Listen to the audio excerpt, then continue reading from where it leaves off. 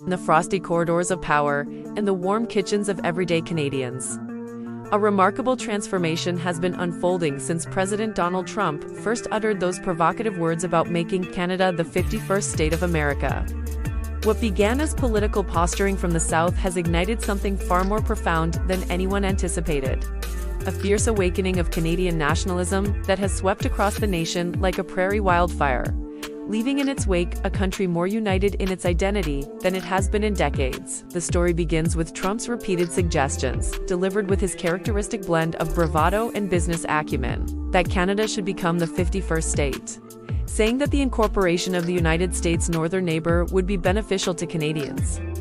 These comments, initially dismissed by some as mere political theater, soon took on a more serious tone when coupled with threats of crippling tariffs and what Trump termed economic force to make Canada comply. The president's strategy seemed clear: to weaken Canada economically first, then present annexation as a solution to the very problems he had created. However, what Trump perhaps did not anticipate was the profound psychological shift his words would trigger in the Canadian psyche. The response was not the acquiescence he might have expected, but rather a volcanic eruption of patriotic fervor that cut across every demographic line imaginable.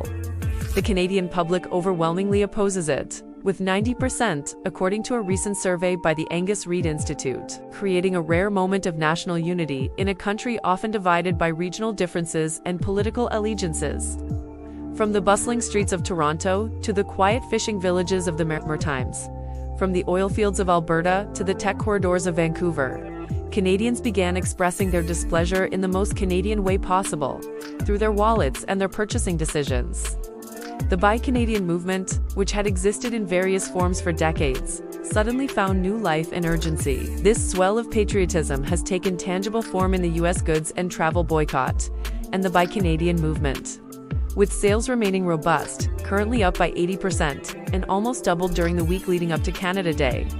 The transformation of shopping habits became a daily act of resistance, as ordinary Canadians found themselves scrutinizing labels with the intensity of forensic investigators. In the immediate wake of Trump's first threats, shoppers who wanted to boycott had to spend time squinting at labels and parsing the difference between made in Canada, produced in Canada, and prepared in Canada.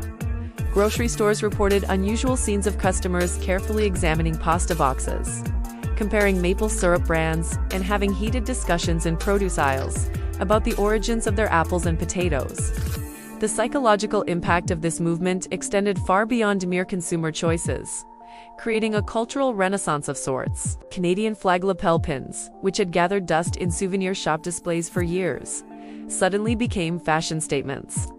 In downtown Calgary, shops that sell maple syrup and other Canadian souvenirs have seen a surge in purchases of Canadian flag lapel pins. The red maple leaf appeared everywhere, on baseball caps, t-shirts, coffee mugs, and even as temporary tattoos at summer festivals. Each one a small declaration of independence and identity. The "Canada is not for sale" slogan emerged organically from this grassroots movement, appearing first on homemade signs at protest rallies, and spreading to professionally printed merchandise that flew off the shelves faster than retailers could stock it. This phrase captured something essential about the Canadian spirit: the quiet dignity of a people who may be polite and accommodating in most circumstances, but who possess an unshakable core when their sovereignty is threatened. The caps bearing this message became ubiquitous, worn by construction workers and CEOs alike, creating an unusual sight of unity across class lines. The economic impact of this nationalist surge surprised even seasoned analysts and economists. That pullback is expected to cause a drop in USA exports to Canada, particularly in food and alcohol, with Canada being the USA's second largest food export market, valued at $28.4 billion. American businesses that had long taken the Canadian market for granted suddenly found themselves facing empty shelves where their products once sat, as Canadian distributors reported unprecedented demand for domestic alternatives. Perhaps most remarkably, this movement transcended the usual political divisions that characterize Canadian society. Conservative voters in rural Alberta found themselves making the same purchasing decisions as progressive urbanites in Montreal, united by a shared sense that their country's dignity was under attack.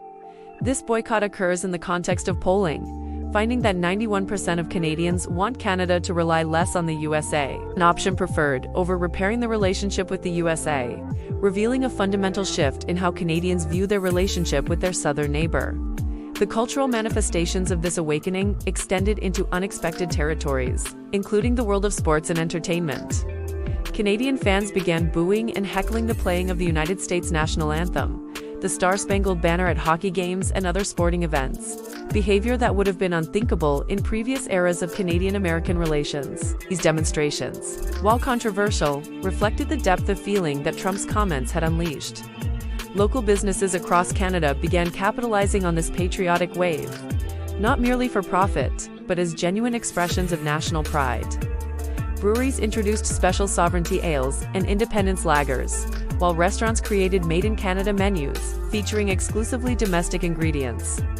Small manufacturers who had struggled to compete with cheaper American imports suddenly found themselves overwhelmed with orders, as consumers actively sought out alternatives to foreign products, even when they cost more or were slightly less convenient to obtain. The digital age amplified these efforts in ways that previous generations of nationalists could never have imagined.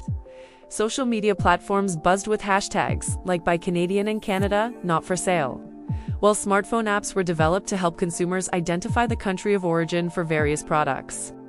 Online communities formed around the shared goal of reducing dependence on American goods, with members sharing tips, recommendations, and success stories about finding Canadian alternatives to everything from breakfast cereals to automotive parts.